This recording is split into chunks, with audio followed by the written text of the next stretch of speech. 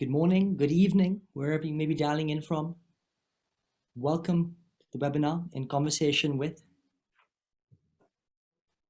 Super excited to be kicking off this conversation this afternoon with a fantastic guest.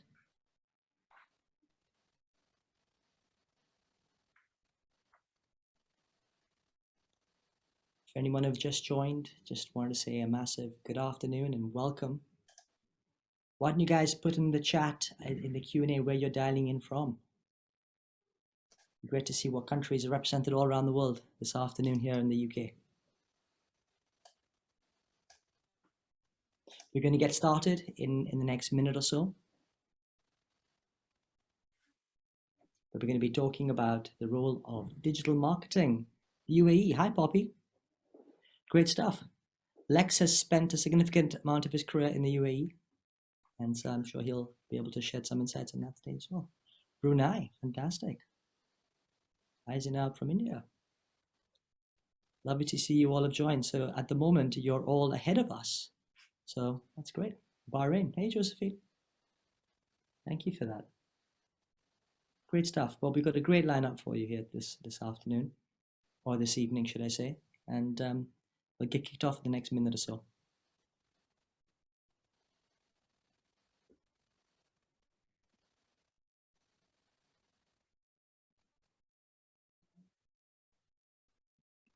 Okay, well, why don't we kick off for this session today in conversation with.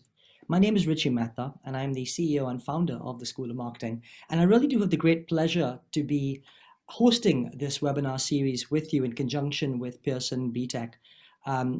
We have a partnership across the BTEC Marketing Plus portfolio with the School of Marketing. And so it's great to be able to host and introduce some amazing marketers and share some of the latest thinking and insights from the marketing landscape. And today, we really do have someone who is a thought leader in his space. He is the Chief Marketing and Digital Officer for L'Oreal in the UK. So it's a real pleasure that I get to introduce Lex Bradshaw-Zanger, should I say. There we go. Lex was laughing before to say that people always confuse his surname, and I fell into that trap right there. But hey, Lex, it's an absolute pleasure to be talking to you this afternoon and this evening, depending where people are dialing in from, as part of this series. So welcome, Lex. Thank you, Richie. Great to be here. Looking forward to chatting to everybody, and you, of course, Richie, even after you've massacred my last name in the opening rounds of this discussion. Well, I'll tell you, it's unfortunately one of my compliments of the fact that I've got a bit of dyslexia, and as a consequence, it tends to get things confused one way around or the other. I've lived with its complexity for too long. I know it well. Great to see people from far and wide. Yes, as you said, I spent a few years in Dubai covering the Middle East and spent a bunch of time working across the Middle East and Africa. So lots of good memories from life in Dubai. Yeah, fantastic. So look, Lex, why don't we kick off here? And by the way, if anybody has any questions throughout the session, please feel free to just put it straight into the Q&A. Love to take questions from you. We're totally trying to keep this conversation as interactive as possible. So feel free at any point just to put your questions in, and I'll try and pitch as many as I can to Lex. So Lex, look, today we're talking about the role of digital marketing, and probably from your vantage point as running sort of one of the largest FMCG kind of marketing functions in the UK, just great to be able to share some of those insights. So tell me, how do you think the landscape of digital has changed, particularly from a consumer perspective over, say, the last 18 months or so? Wow, the last 18 months have been extremely dynamic. It's funny because it's always difficult for me to answer questions about digital and digital marketing because I have a love-hate relationship with those words. On the one hand, I'm a geek, I'm a nerd, I love gadgets. One of the spelling words for one of my daughters this weekend was device, and she wanted to explain to me I wanted to explain to her what device meant, and I started talking about digital things.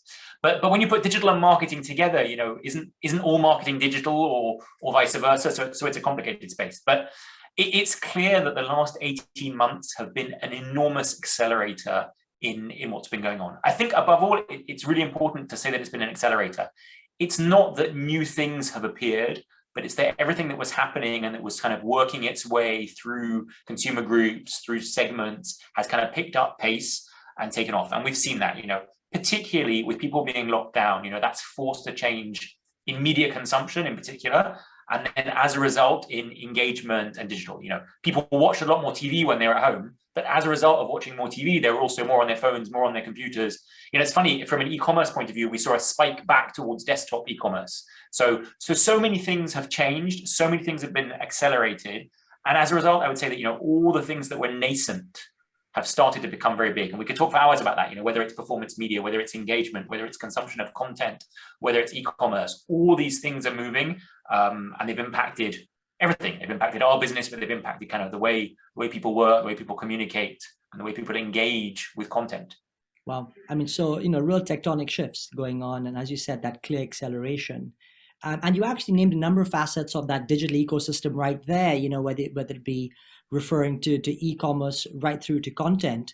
I mean, what do you see are some of perhaps the lasting digital trends that are going to come through, and perhaps your crystal ball moment around what's going to stick around in this, perhaps at some point post-COVID world? Well, so I mean, if I had a crystal ball, I'd be selling it. I wouldn't be giving it away to you right now. So I haven't got it. I'll tell you that I don't know the future. There are two big things that we're seeing from a population point of view, and then we can sort of hone in on marketing. I think just us here today on screen talking to each other is an enormous step forward. But I want to talk about that just for a second, because I think there are a number of nuances to that in terms of where you come from, where you are. So I worked, so before L'Oreal, I worked at McDonald's, but for McDonald's, I was at Facebook. And so I joined Facebook, I don't know, it's a few too many years ago now. But what was interesting was that organization was a young organization centered in Silicon Valley. And so grew up with this notion that everybody needed to stay very close. And every single meeting room was equipped with the right cameras and the right screens and the right touch screens to be able to talk to anybody.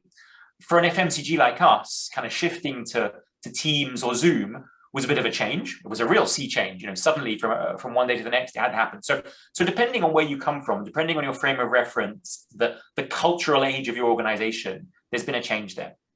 But I want to just sort of take 1 second just to talk about a specific example of somebody who saw that quite differently, and it opened my eyes so much that I like to share it. So Richie, as you know, I work with the Children's Society, and they have a shadow board of kids. And there was a disabled girl I met a few weeks ago who said that, and I'll keep it short and won't do her justice, but she said that for a long time, businesses, consumers, the population hadn't adapted to people with disabilities. And then suddenly, overnight, because we needed it, able-bodied people, we shifted to Zoom, we shifted to Teams, we shifted virtually, and suddenly everything was accessible to her. And I just think that that's a real shock for me, because I hadn't looked at it like that, and so you have to have a different point of view. So I won't go into her story for too long, but I think it's really important to understand that depending on where you are, the context you're coming from, you see these tectonic shifts differently. So that's the first. I think the second one, talking more about business and about marketing and consumer goods, is e-commerce.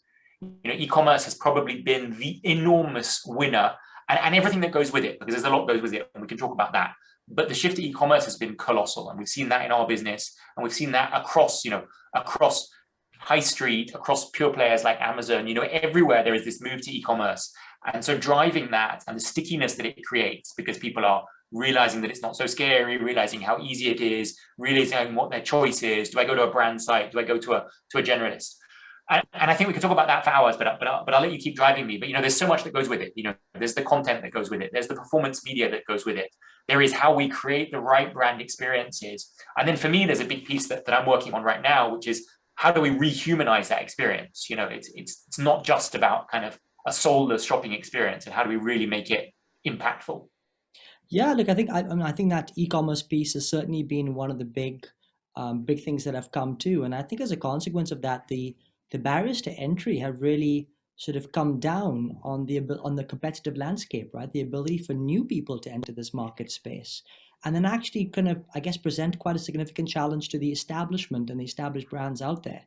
Are you seeing that sort of thing come too? And what do you see then is the role of perhaps the close cousin of e-commerce being D2C or direct to consumer? How do you see that landscape then playing out as a consequence?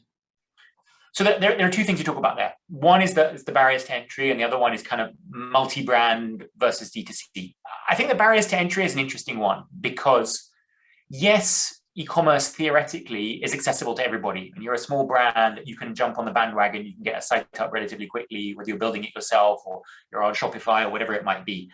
But I think very quickly you understand that e-commerce is not just about the front end, but it's so much about the back end. It's so much about logistics, payment, consumer care, integrity, all of those things. And that's much harder to do well. I think we've all got anybody who's bought anything from Amazon, or even worse, had an issue with something from Amazon, knows what the benchmark today in consumer care is across the world. So I think, yes, there is an illusion that the barriers to entry are lower, but I think the barriers to entry and to remain, to be profitable, to be successful, and to grow are slightly different. So I think that's the first piece. D2C versus brand is a really interesting one. So we operate 33 brands in the UK and Ireland, and we have 11 direct-to-consumer sites. So you can see a large portion of our portfolio is indirect, and there's a fairly sizable business online. And we have a very specific point of view as to what these sites do. They are brand flagships, and they definitely need to sell, they need to wash their face from a money point of view, but they need to always be in stock, have great service, have things before they're available elsewhere, have really deep brand experiences. And I think that's where the D2C space is really shifting. D2C is really about being the number one store for a brand, the best experience ever, the deepest experience, the broadest range, all these sort of things. And that's not easy to do, again, and that's not just about the back office, but it's about everything. Well, so I mean, so I really loved your point around that, the barriers to entry actually may be perceived to have fallen.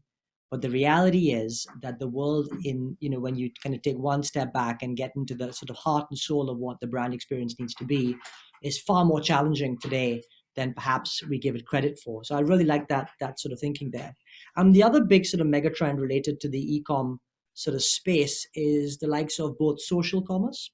And then just related to that, of course, even as much as close as yesterday or day before or the day before that, Facebook recently announced some upgrades to their live shopping sort of components of things as well. So it seems like there seems to be, the social media channels are starting to play a much bigger role, or wanting to play a bigger role and take a bit of pie from the more D2C e-commerce space. Would that be fair to say? What's your experience? So you've touched on my favorite topic, Richie, which is social commerce. I don't even know if we've got enough hours left today to tackle this, but no, this is one of my favorite topics, because I think there is this notion of what socially activated commerce is, and we used to call that affiliation, and used to be a little bit of a dirty part of marketing sort of 3, 4, 5 years ago. And then there's the space that the social media platforms or the social networks are going in that space. And there's an overlap, but they're not exactly the same thing. So I think to start with, I think socially activated commerce has always been something that's been quite interesting from an affiliate point of view. We've always had, particularly in our business, but whether it's in fashion, whether it's in travel, using influencers to drive word of mouth advocacy. And then from that, there's a little subset, which is, okay, and I can drive that to sale as well. And there is some sort of commission structure, affiliate business structure. So that's really interesting. And that's really interesting for us, for our business. We were one of the first partners with TikTok in the UK to activate their shopping function. So that's quite exciting for me. But the flip side of that is you're talking about the social platforms, and I'm talking about Facebook or Meta or whatever their name is these days, in between. And yes, them adding the ability to sell as part of the platform is really, really exciting. There's this notion of headless commerce, which is that, you need to disconnect both the front end from the back end, but then where the transaction is happening from the front end completely. And I think that's something we're going to see so much more. Can I buy on YouTube? Can I buy on Facebook? Can I buy from a QR code in the window of a store during the night when I'm walking by it? We used to talk about media was the new retail and retail was the new media and vice versa. Retail is now the new e-commerce. Everything is shoppable. And this is really, I think, what we're going to see over the next 12, 18 months. We're going to see this proliferation of places where you can buy that you really weren't expecting. Well, I mean, I'm really excited by that. And I think the way that I think about it theoretically slightly is, typically you'd have the sort of the marketing funnel, which, by the way, I think is getting more and more disengaged and actually less and less relevant. But let's stick with that, to the age-old theory of the marketing funnel, right through from awareness through to conversion. It very much feels like that whole sort of little triangle just getting squeezed down more and more, to the point where actually you can create awareness and very, very quickly get that conversion. And I think the whole game, therefore, is to try and squeeze that as much as you can. And maybe the fact that sort of social shoppable elements is the classic example of that, would you say? I think so. So this notion of kind of squashing the marketing funnel is a really interesting one. So yeah, we still need the funnel because we need to understand kind of the thought process that a consumer goes through. Agreed that it's slightly more complicated these days. And if you talk to McKinsey, they want to create a loop. And if you want to talk to other people, they want to add 7 layers in, and that's more complex. It's possible. I think it really depends on the category and it depends on the product. You know, we used to talk about, impulse purchases when you buy chewing gum at the register in a supermarket. That's something where you can see it, probably know it already, maybe recognize it, and then buy it right away. I'm not sure that every category and every product is ready to go through all the steps in one go, but it's true that some of these platforms are able to do multiple things. So I think there's a distinction between what can a platform and a channel do, what purpose does it serve, and can we do it all in one step? And the answer is yes to both of those, depending on the occasion. Wow. I mean, I completely agree. I'm going to change tack a little bit now, given the audience at the moment will be people either being educators or running education establishments. And I saw something in the news yesterday that I want to kind of pick your brain about. So, testing me on that very up-to-date news. I'm not sure I'm up to that. Why not? Why not, Lex? So clearly you must have seen the announcements with Netflix coming and moving into the gaming industry. And then a number of years ago at one of their investor meetings, they actually said that their largest competitor was Fortnite rather than HBO. So really interesting, just the way the dynamic is sort of playing out. And the thought process then being from an educational standpoint of view. So if Netflix is moving into gaming, and no doubt gaming is now moving into entertainment, there seems to be a convergence of that sort of trend. My thought then being is, well, where would education then fit in the context of entertainment and gaming, and how education can be best placed and what type of content, as it were, if we look at it from that lens, should an education establishment or institution be looking to in order to capitalize on sort of the entertainment aspect, the gaming aspect, and then create meaningful learning experiences? How does that then play out, do you think? Wow, that's hard work. I wish you'd prep me on this one. No, listen, I've got 2 or 3 thoughts. I think one is gamification. We talk about gamification for a long time, and we know that gamification creates a little bit of excitement around something, and it's definitely something that's very powerful in learning. So there's a first piece, which is, how do you make learning a little bit more interactive, a little bit more exciting? So I think that's the first one, and definitely something that people have been doing for a while. My kids talk about Kahoot at school all the time. I wonder if they're doing any real work, but I think that's the first. I think the second one is talking about the metaverse and these sort of parallel worlds and universes and the experience that those can create. And immersive experiences, potentially, because I'm not sure that it's cracked yet, have the ability to kind of take you out of your environment and put you into a different environment, which is more immersive, more experiential, and then that can drive learning as well. So I think when you put the two together, there's a real opportunity to do something quite impactful and really change the way you learn. I think there's an interesting piece, which is that we do a lot of academic learning, but we know that as humans, we're sort of cursed with really experience being the only thing that can actually make us learn. And so maybe if we can create intense experiences around learning, then there's an opportunity to bring that together. I think the other thing, just as sort of a cherry on the cake, is, when we talk about the metaverse, we talk about all these things now, we talk about NFTs at the same time. So I think now there's a thing of, so how do NFTs play into that? And is it the qualification that I get to, they're kind of encrypted by the blockchain or something like that? But there's definitely a whole new world appearing, and how we adapt categories, businesses, products to that is going to be critical to keep engaging with learners, consumers, the general public going forward. Brilliant. Some amazing insights. And I'm glad that, just off the cuff, you were able to come up with to share some really cool thoughts there, Lex. I want you to put your sort of your CMO hat on for a second and think about people coming into your organization. So young grads or people who are sort of entry-level positions. I mean, what are the kind of things that you'd be looking for that would be really exciting to you when coming to? What kind of skills do you think would be required, or things that you kind of go must-haves that us educators can help train these youngsters or young people in?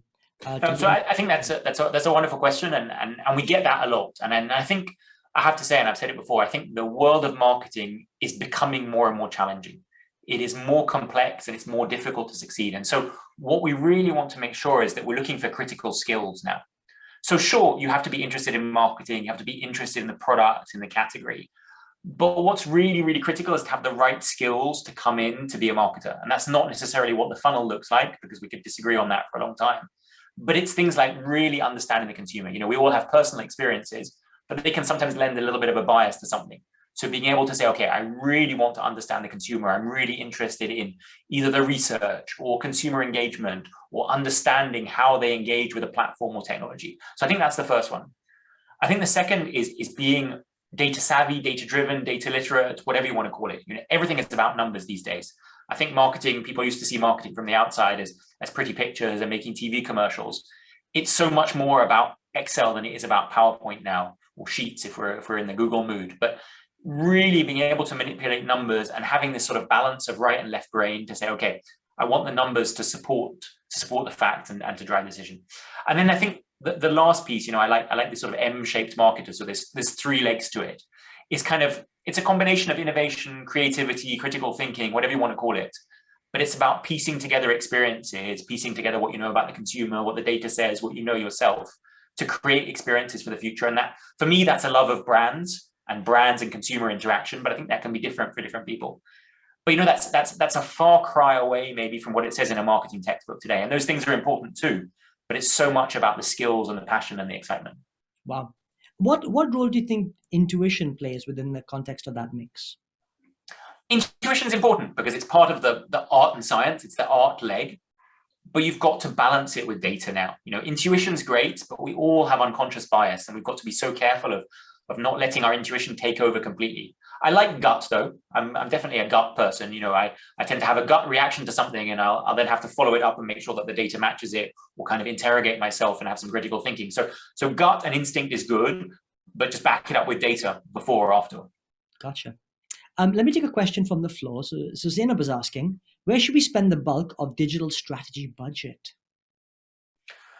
My goodness, Zainab, can I deconstruct your question first of all? Because I'm not sure that digital and strategy and budget go together in one question. So I want to kind of peel them apart a bit. So strategy is thinking. I'm not sure that strategy and budget go together. So I think strategy, first of all, particularly marketing strategy or business strategy, are really the things to focus on. Digital strategy does exist, but we just need to be careful about how we use it and how we talk about it. Digital should be a tactical activation. So first point is, what is the strategy? What is the objective? Where does your brand, your product, your service sit? And that's why a simple funnel is sometimes helpful. Do you need top of funnel awareness? Is that where you need to go? Do you need transactions? Do you need to engage in the middle of the funnel? So I think that's the first piece. And then you've got this question about how you spread your money and where you invest. And reality, it's probably worth taking a finance degree or looking at some investment, because marketing is all about portfolio management. It's all about where do you put your money, your time, your resources, particularly in a world where every single day there's a new media channel, there's a new app, there's a new platform. So I think there are a number of things, a number of marketing fundamentals that are really important. When you know what your marketing objective is, when you know who your target audience is, then you can put those two things together, plus your message, and then theoretically you get to the right point. If I need to build awareness over whatever, adults or men over 50 or women 25 to 35, then I'm going to know where to find those, and media platforms and media channels will be relevant. And this is why these sort of fundamentals of marketing are super relevant, even when we're at a digital strategy level. Wow. So I haven't answered the question, but hopefully given some guidelines in terms of how to think about it. I certainly think you have. As part of digital marketing, a lot of people sort of start to use performance marketing and digital marketing quite synonymously.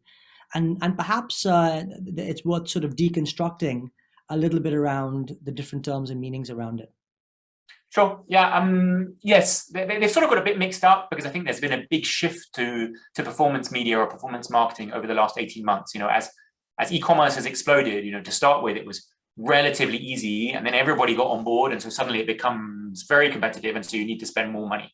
So definitely, I don't think those two things are the same things, because there is digital media that works top of the funnel and middle of the funnel, and performance is theoretically all at the bottom of the funnel. It's all about performance against an objective. Middle and bottom, because we can have an objective of engagement and we can pay for performance. We can pay for clicks, or at the very bottom of the funnel, we can pay for sales. So I think those two things. So one, definitely digital and performance are two separate things. Yes, it's very digital, because being able to optimize against an outcome works better through digital channels than it does through others, but it doesn't mean it's unique to that. And I think performance marketing is an amazingly complex and exciting space because you need to understand a lot more about the technology, much more than I know. I've got a lot of experts in my team who are really strong at that, but you need to really understand the way the technology works and understand what it's saying. And in a world of data and in a new world of privacy, that's becoming harder and harder. That's great. So Taryn, I'm going to come to your question in a minute, but just want to stick on the role of performance versus brand marketing for a second. I mean, now L'Oreal has some of the best brands in the world, and there seems to be this. It seems to be in our industry that people always talk about the two polar ends of brand versus sales or performance. And I wanted to get your take on how someone would blend the two together, how you see the blend of brand and sales activation coming together within the context of your brands. I mean, that's the age-old challenge of marketing, short term versus long term. And the reality is it's a bit of everything. I'm a big fan of Mark Ritson, and he talks about bothism, and he has a lot of charts that show kind of how people think in short periods of time versus long periods of time. So I think we need to do both. You know that brands are a critical piece of building a product, building the halo effect, creating value. My first ever job 150 years ago was in a brand consultancy, and I really loved that because this used to say a brand is a promise to the consumer, and it's about keeping that promise. So that's really, really important, but it doesn't deliver short-term results. And so when the businesses that we're in, particularly in publicly traded businesses that are quoting results quarter by quarter, month by month, you need to show results. And so that's where the performance and the sales piece comes in. So you've always got to be doing both.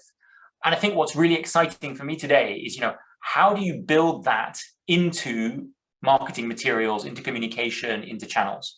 I am a big believer that both is possible, but it takes a hell of a lot of good work to take great brand codes from upper funnel work, to put them into lower funnel executions, and to continue selling and building the brand at the same time. But it's possible, but it just takes a lot more strategic work around communication and creativity.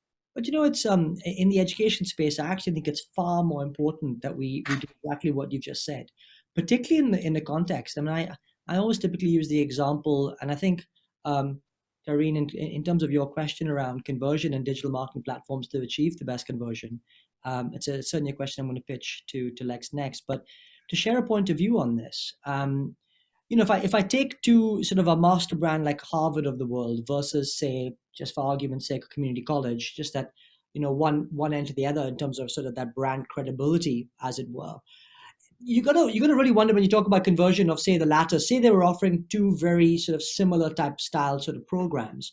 The brand value and equity that a Harvard would then have would enable sort of a brand to charge a much more sort of premiumized sort of view. And quite frankly, no matter how many paid for conversions or performance marketing adverts you put on Facebook, it would be so very, very difficult to achieve the same level of conversion, because that other college, the another college, is not actually invested in the credibility of the brand that sort of a more elitist organization has. And so it's quite interesting. So when we're talking about sort of trying to get the balance of conversion, do you put your money in to try and actually up the ante on your brand and actually make it more credible and trusted, and then therefore automatically, have it a less of a job to do the converting in a performance marketing perspective? Or do you just go directly into a sort of stream of Facebook adverts that quite frankly don't do much for the brand, but you're just kind of trying to bombard people as many as you can, and then trying to get people converted that way? I don't know. It seems like there's definitely a job for both, to be able to achieve.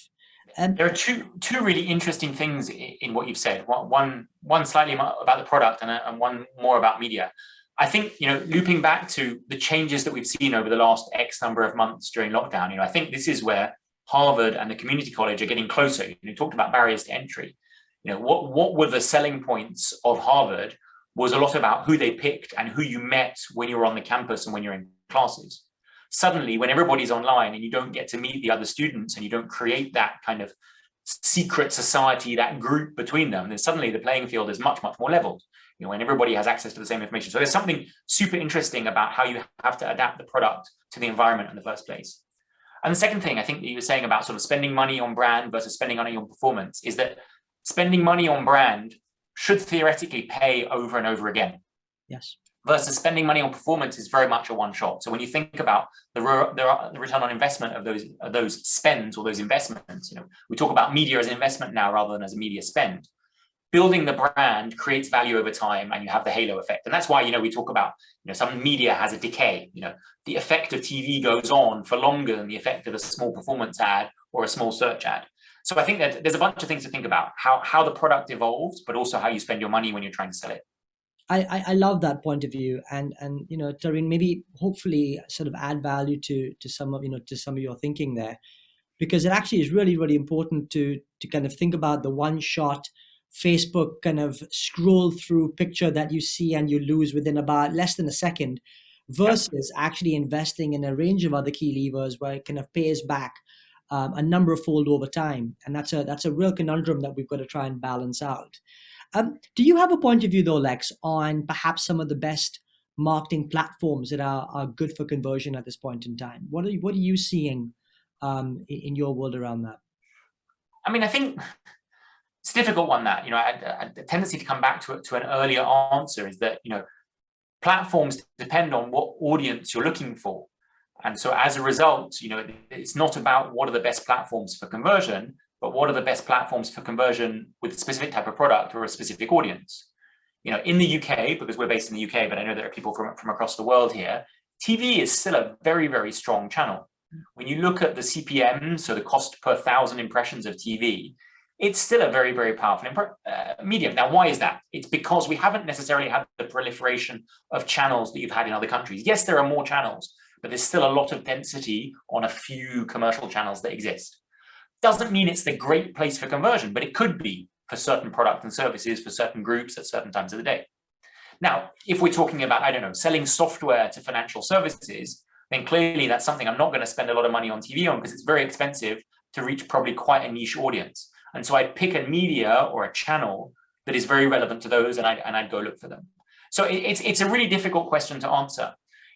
So I was at Facebook. I'm transparent about that. Facebook was a really interesting platform because when I was at Facebook, they were really moving from, okay, this is a great social network, people can chat to each other, to saying, okay, we've got massive reach at the scale of big traditional media, but the ability to do quite granular targeting. And that's quite exciting because that was something, reach and scale and precision was not something that really existed before.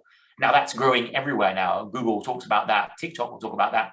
So I think, if you've got the right technology in place, that's about how you optimize. You've got the right ability to target the right audiences and then enough depth of data about those audiences. There are a lot of channels that can be good for conversion. So that's not a great specific answer, but that's my answer. But I think you've laid down some really relevant principles there that we can then start to apply. And I think, Tarun, in your own world, kind of think about how some of those principles play out. And to add to that, and then you talked about sort of cost per is it impression or cost per, what was the television? Yeah, it's the CPM, the cost per meal, so 1,000 impressions, exactly. Yeah, exactly. So the other couple of things to look out for would be cost per attentive second. That's a really important sort of metric, and dwell time on a particular media sort of channel being really, really good. Ultimately, trying to get as much reach as possible as well being really important. And I think that's why TV still, certainly in the UK, comes up trumps. Interestingly, if I was to be slightly more risky than Lex has been and lay down on a channel, I think what I'm seeing, I'm pretty impressed by YouTube at the moment, and what it's giving you from a reach perspective into a range of different audiences, and then across the sort of social networks, particularly when it comes to the likes of Gen Z. And I know TikTok seems to be an interesting place where virality seems to be picked up quicker and faster than some other channels, given they've opened up more organic reach. So there's sort of certain areas where you can play in, if that's helpful. I guess just the second part of the consumer behavior question that we'll pick up on here. So how do you actually analyze consumer behavior? What is any thoughts, particularly thinking about maybe more service-based industries that you maybe have worked in the past, McDonald's, Facebook, and then maybe we can attune it to the education space. So how do you analyze consumer behavior? I mean, I think I'm not a consumer research expert, but all consumer behavior needs both quantitative and qualitative analysis. coming back to our instinct and data and guts versus data kind of discussion, you need a bit of quant and a bit of qual. So, days gone by, 100 years ago, again, I think I launched a direct bank for one of the big high street banks.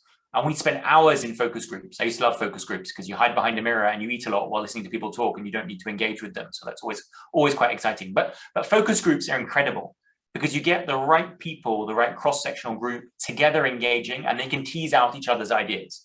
So qualitative research is really, really critical because it gives you this deep lens into what people are thinking and understanding.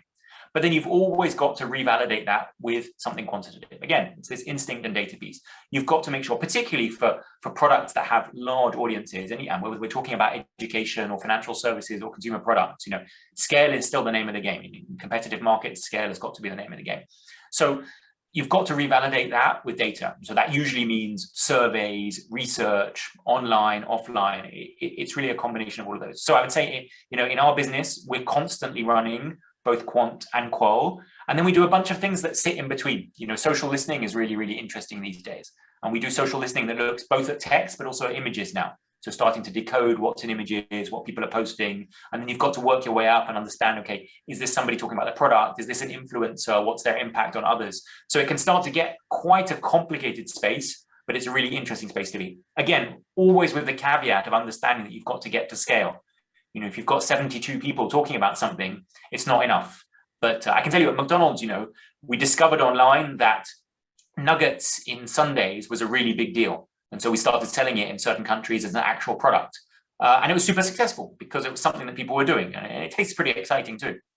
Amazing. And so I coming back to the education piece just for a minute, I think there's a couple of things maybe I could overlay in terms of what we do, which might be helpful to really understand our learners and what's happening. So the first thing that I think is fundamentally important, and I'm getting quite obsessive over this, is actually getting feedback after every single class.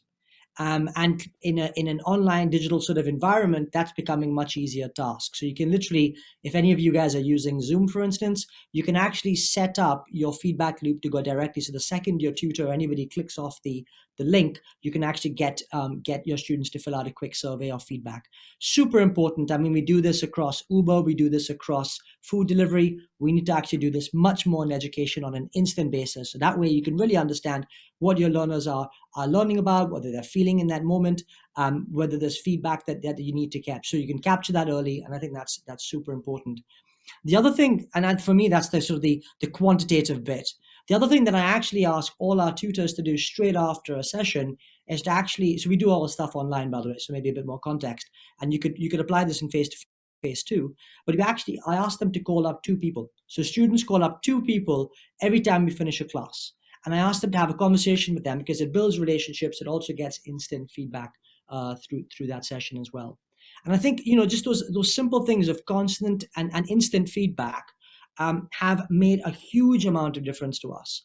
It just creates better relationships. Students feel like they're being heard, and we capture real great insights about sort of class timing, class sizes, a length of discussion, types of things that should be included, whether the tutors are good or bad, or we need to think about a different strategy for them. All those various things happen on the back of that instant feedback loop. So maybe just 2 maybe tangible things that digital has certainly enabled us to do in being able to do that. And then, by the way, that also then fuels our ratings and review strategy, and increasingly important back to brand credibility and trust. Things that are put on review sites are becoming increasingly important for consumers as well, and learners making choices about which organizations they go to. Is that an area that you've seen as well across the FMCG world, that whole consumer review type of obsession? Definitely. I mean, it's a big deal for us, and I think one of the challenges of that, I was going to react to what you're saying, but is that you've got to be so careful that it's representative of the population. What we find is that you get a lot of people at both ends. If you're asking for reviews after you've had a class, what's really important is to look at the number of reviews and the number of participants, because you can see whether you're getting a good representation. For us, it's harder. We're in consumer goods, so when we do research, we make sure that it's national representation, so Nat Rep, because you've got to make sure that you're getting feedback from everybody. If you look at certain things on Amazon, you'll see that you tend to get this sort of skew of big complaints and super positive, and you don't get enough people in the middle. So driving people to give feedback, give reviews.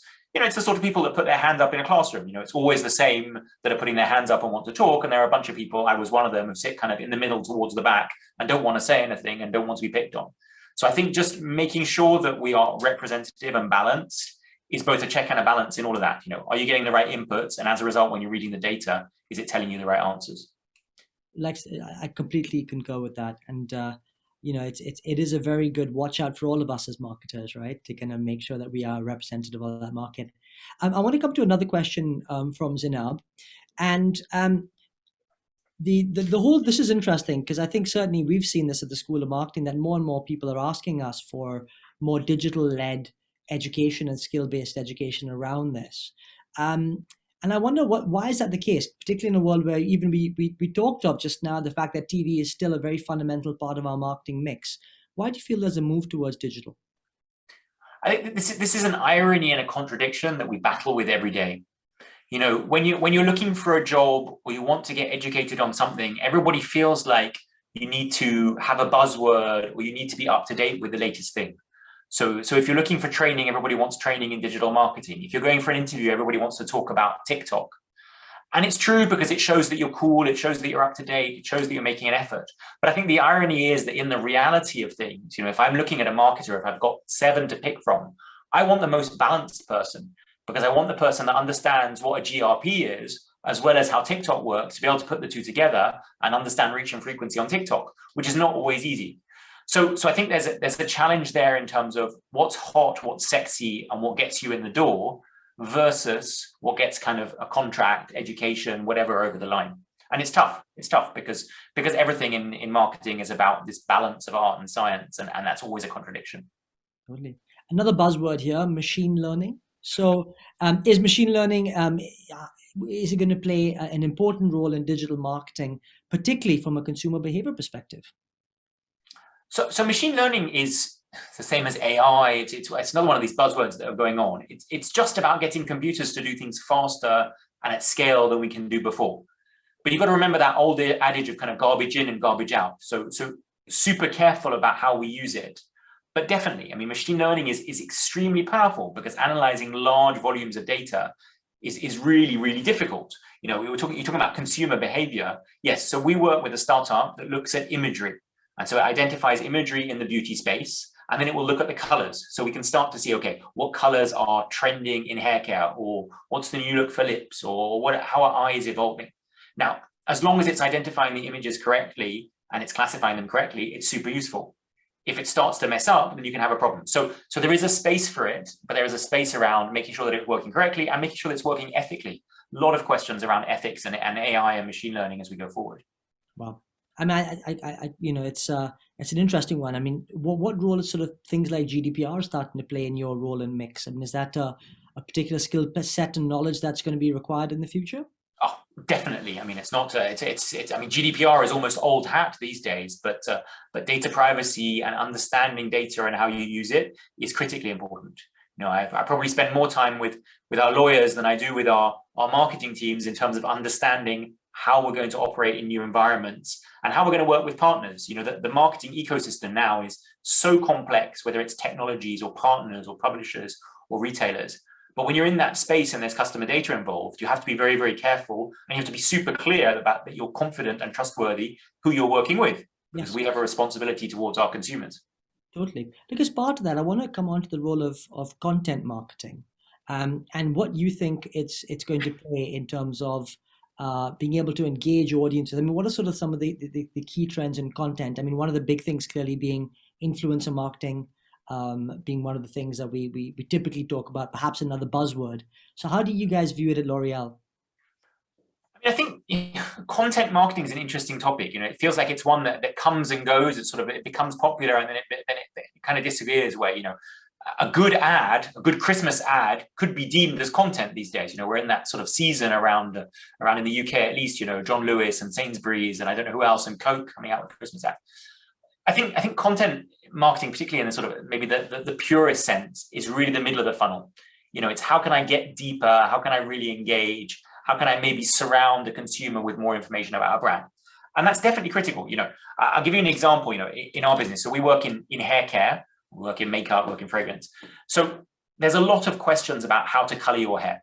And so education around how to color your hair, doing the right patch test first to make sure you're not allergic, choosing the right color, how to apply it, how long to wait, what the best way to do it is, particularly with home hair color, obviously, that's what I'm talking about. But so that is content marketing, and that's education for content marketing. But as you rightly said, I mean, content marketing can be seeding with influencers, either organically or in a paid format. So I think everything is content at the end of the day. One thing about the UK that I've always loved is that the quality of advertising, and I'm thinking back to TV advertising because I'm old now and sort of remembering what I watched when I was young, was really, really good. TV ads in the UK they told a great story. That's still content marketing as well. So I think it just comes down to how brands want to engage with their consumers, how they want to create value. But content is everywhere these days. It's on a website, it's on YouTube, it's on Facebook. It's really about serving up the right solution to a consumer's need, whatever stage they are in the funnel, whatever marketing objective you've got. Fantastic. So Lex, we're coming up towards the end of our segment here. So let's go for two last questions. And then we'll close. But if anybody has any other questions that they'd like to ask Lex before we close up, please do so now. Now is your time. So Lex, you've worked across a number of different geographies, and I'd like to pick up on that. So perhaps what would you say are some of the nuances between those various geographies from a marketing standpoint? What should we be looking out for and the difference between, say, UK and the Middle East, for example, when working in those different environments?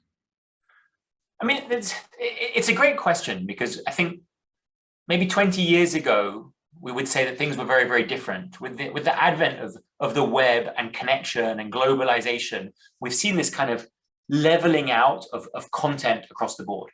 So I think that there are obvious cultural sensitivities. What is the context that I'm in? What do people look like? What's the places look like? You want to have a connection. I love seeing things from Dubai because you recognize all the landmarks. They love showing the landmarks in Dubai, and that's what they're proud of, and that's great. I look at the buildings behind you. I can't quite decide where it is, but I know it's London, but I want to think that it's somewhere else. But so I think there are contextual things that we use in content, what people look like, how they relate to things, the language they speak. Those are obvious. But I think there are other nuances now that are slightly different. There are platforms that have taken more strength in different places. Saudi Arabia is one of the highest users of YouTube and Snapchat at one point. It was incredible, whether that's because of the context, whether it's because of lockdown, whether it's because of aid, whatever it might be. So I think there's a relevance there around media and what's grown up in different places. That's nothing to do with religion or culture. It's just about what's happening in the environment. So you've got content, you've got what's relevant, and then you've got how people talk about products, and different products are used in different ways. It's great to talk about the Middle East, because when we talk about makeup in the Middle East, it's really interesting. Makeup in the Middle East is so much more about eyes than it is about anything else, for obvious reasons. Elsewhere, we talk about foundation, we talk about lips. Suddenly during lockdown, everybody's wearing masks. Well, what was left of makeup was really around eyes. So there are cultural nuances that are related to all of those that come together. But I think good communication can happen everywhere, and I think there are opportunities to do that wherever you are in the world. You really opened my eyes, ironically, about the interesting thing about the mask and how that actually probably changes a lot about your world, right? The world that you're constantly living in with makeup. That must have had massive impacts on the strategy that you had. So Lex, look, last question from me. I would just want to get a sense of if you had any advice for young people looking to get into an industry such as yours, or the ones that you've sort of worked in. What would be some of the key things, some top tips that you'd want to say?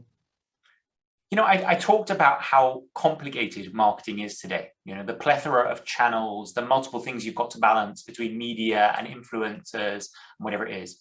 So I think my biggest recommendation, on top of the things we've already talked about, is to get some hands-on experience, however that might be. It might be an internship, it might be doing something yourself, it might be a charity or a nonprofit. Because only when you really get your hands in and start doing it, do you understand the complexity, I think, that marketers have to go through today.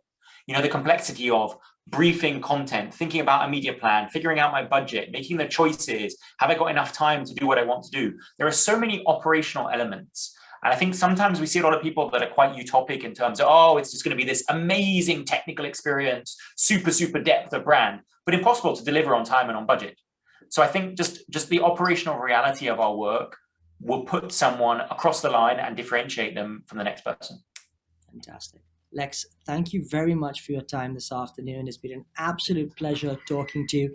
Look, for anyone watching today who's enjoyed this session, we've got one more session coming up with another legendary marketer, Mark Evans, who's the CMO at Direct Line. He's also had experience working in organizations around the world, in organizations such as HSBC and Mars. So do stay tuned. In a couple of weeks, do sign up for that webinar. But until then, just another massive thank you to Lex for your time this afternoon. And thank you for all for participating and joining in the session. So thank you very much. Over and out. Thanks so much, Richie.